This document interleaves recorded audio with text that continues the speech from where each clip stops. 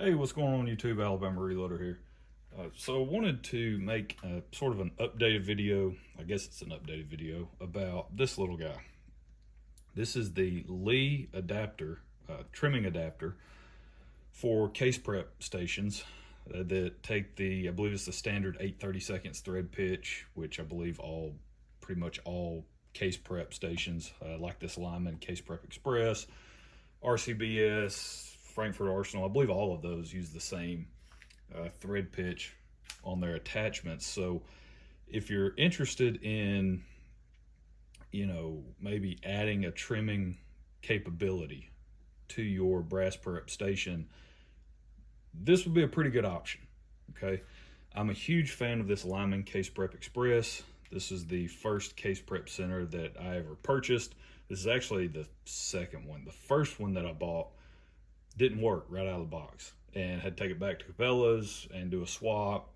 Got this one and it's been running ever since. And that purchase was made probably in maybe 2017 or 18, possibly, maybe something along those lines.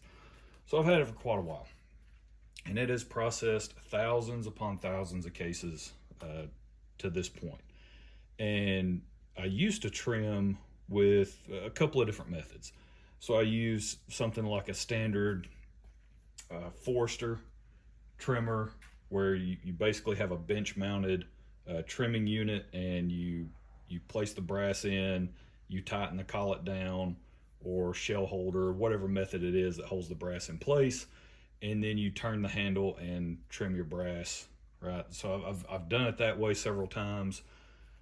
That's not a bad method at all. That allows you greater flexibility in the amount that you trim off of your brass.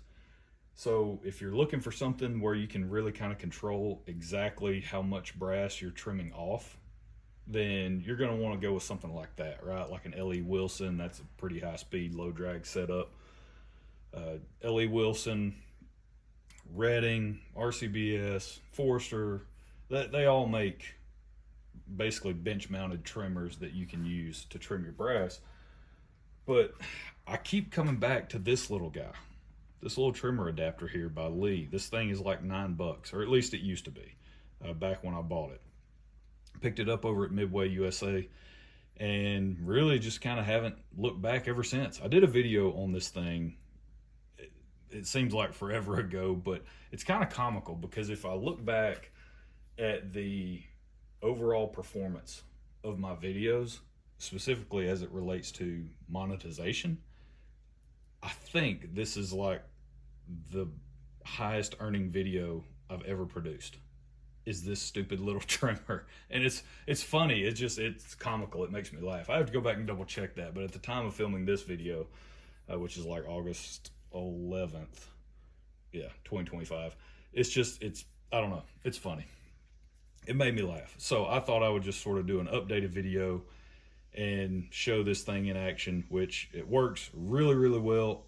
And basically the only downside to going this route and using the Lee, so you get the trimmer adapter, you also have to buy the Lee case length gauge and shell holder. So you have to buy these as well in conjunction with this for whatever cartridge you want to use. So that is kind of the downside, is you got to buy one of these for every single cartridge you want to trim if you want to go this route. And so you guys can see I got a bunch, right? Bunch of trimmers in here. But one of the nice things is it trims very uniformly and consistently. At least in my experience, I don't have much deviation, if any at all, whenever I use this method. And it sort of adds to the workflow, right? That's the other thing too. You have to evaluate how you want to do your reloading workflow, right? You have to evaluate your process to figure out, what method you want to use, what tools you want to use, in what order you want to do them in. There's sort of a certain sequence that people generally perform these operations in, but to each his own, right? It's very much an individualized thing. But I just wanted to sort of show you guys how I do it. So right now I just finished resizing 50 pieces of Federal, this is nickel plated 308 Winchester brass. I'm doing this for a project. My buddy dropped off a rifle, his daughter's rifle, the other day. It's actually a Winchester Model 100 chambered in 308.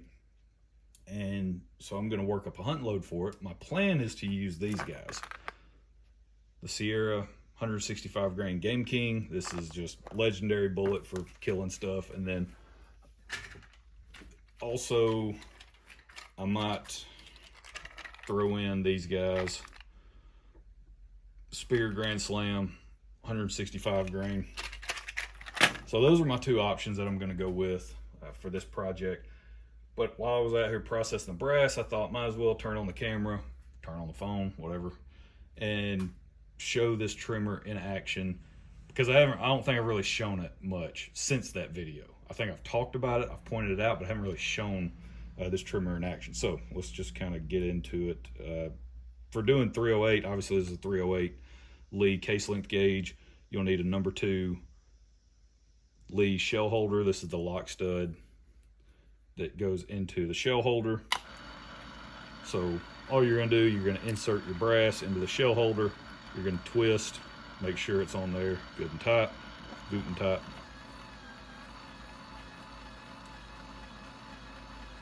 And then the trimming. And there's a feel to it as well. You'll know this if you decide to go this route. There's a feel to as it's cutting the brass, and then it starts to spin a little more freely. You know that you're done trimming, right? You're done with the trimming process. So all you're going to do is release that lock stud or the shell holder.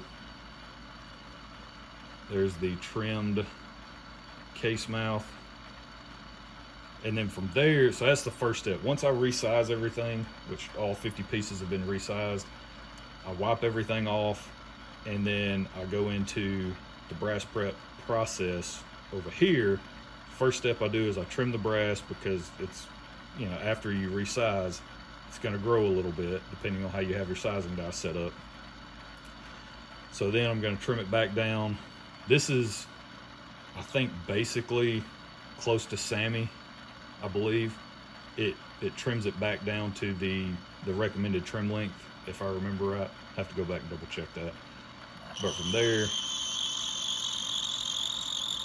I'm just going to do a chamfer and a deburr on the case mouth, run it over a brush, and then just kind of make sure those primer pockets are scraped out, and then that's it.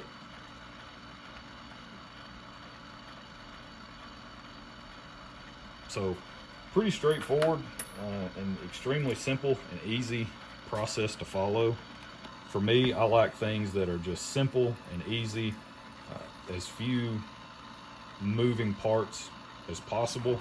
That is a benefit on, so kind of talking out of both sides of my mouth here when it comes to, you know, saying that you don't really have any control over how much you trim, because you don't, right? You screw this thing down into the cutter, and then you place the brass on the case length gauge, and it goes down and bottoms out on your lock stud, and it's going to cut to the same length every single time, right? You put this thing in there, you screw it in, you tighten it down, and it's going to cut to the same length every time. So there's really no, you have no control over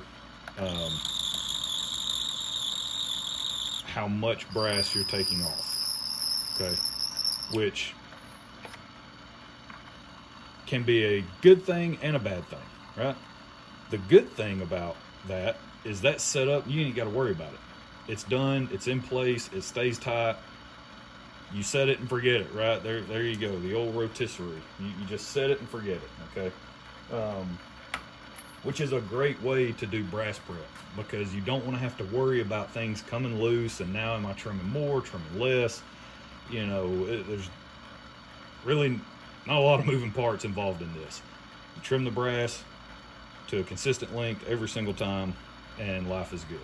So, but on the flip side of that, you don't have any control over how much you trim it, right? So it really is going to come down to, you got to figure out what you need, what you want out of your brass prep process, and then go from there. But I highly recommend this thing. And the reason I made this video, somebody actually commented on that video, and it just sort of made me laugh because they were like, "Oh man, this is such an awesome trimmer attachment. You know, this is going to be my next purchase, and I'm gonna go with this from now on." So it just kind of made me laugh, and I was like, "Well, might as well make an updated video, right? This thing's still rocking and rolling. I probably need to buy another one." Again, I have no clue how many pieces of brass this thing is trimmed in its lifetime, but it's probably one of those pieces that are just consumable, right? You're going to want to replace every so often, but it still trims brass perfectly fine. No issues with the actual cut on the brass. So that's it. That's where we're going to leave it. So really just kind of a, just sort of a meh video today. But it was interesting. Once that person made that comment, it just kind of made me laugh, and I was like, well, might as well make a video about it. Sort of an updated video. This thing's still rocking and rolling. I still use it a lot. I do have a Forster trimmer, the collet style, where you place the brass in the collet, tighten it down, then you turn the handle and trim brass that way. I do have that set up on the bench. That's for other items that I cannot get one of these for, which I want to say something like 30 Thompson Center. I think 30 Thompson Center. I don't believe Lee makes one of these for 30 TC. So if there's a cartridge they don't make for it, or if there's a cartridge that I really want to try to control how much I'm trimming, off the brass, maybe I don't want to trim much at all, then I'll throw them over on that Forster, and I'll go that way. I'll go that route. So, but that's it. That's where we're gonna leave it. I got to finish getting the rest of this brass done. I'm about 20 pieces in, so I got 30 more I need to trim, chamfer, deburr, and all that fun stuff. Then I'll be ready to head inside, prime all the brass, dump some powder, seat some bullets, go hit the range. You guys will see the range results and all of that. And I'm trying to figure out, so on that project, I'm trying to figure out, do I start off with 2 different bullets and the same powder, or do I start off with 1 bullet and there's like 3 different powders that I'm wanting to try? So I'm kind of torn between, do I start my test off with just 1 singular bullet and try 3 different powders, kind of making some, not super big jumps in charge weight, but I do want to cover a decent range? Or do I go with the 2 bullets that I want to try in this rifle and 1 powder, right? So I'm kind of torn on that. So you guys, let me know what you think down in the comments below. I really appreciate the feedback. Kind of help guide this project on where we're going to go with this. But I'm really looking forward to it. I think it's going to be a fun project. That Winchester Model 100 is a pretty interesting rifle. So going to get it out to the range and see how it does. But that's it. That's where we're going to leave it. Hope you guys enjoyed it. We'll catch you next time. Y'all have a good one.